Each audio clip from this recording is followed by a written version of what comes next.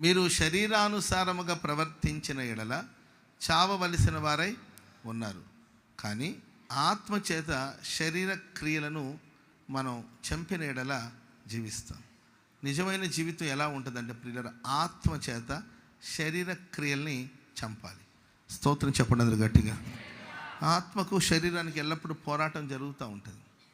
ఆత్మచేత పరిశుద్ధాత్మని సహాయము వలన శరీర సంబంధమైన క్రియలన్నిటిని కూడా మనం చంపాలి.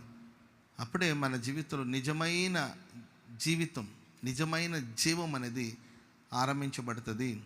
అప్పుడు మనం ఆత్మానుసారంగా జీవిస్తాం. శరీర సంబంధ క్రియలు గలతీ పత్రికలో మనం చూస్తాం. శరీర క్రియలు బహు స్పష్టంగా ఉంది. ఏమమ్మా అవి చదవండి. శరీర కార్యములు స్పష్టమై ఉన్నాయి. శరీర కార్యాలు చాలా స్పష్టంగా ఉన్నాయి.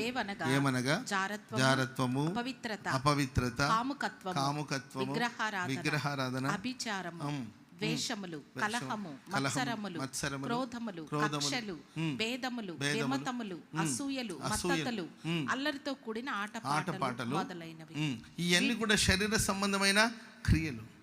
వీటన్నిటిని ఆత్మశక్తితో శరీరానుసారంగా ప్రవర్తించిన ఎడల మనం చావవలసిన వారమై ఉన్నాం కనుక ఈ శరీర సంబంధమైన క్రియలన్నిటిని కూడా ఆత్మచేత శరీర క్రియలు మనం చంపాలి.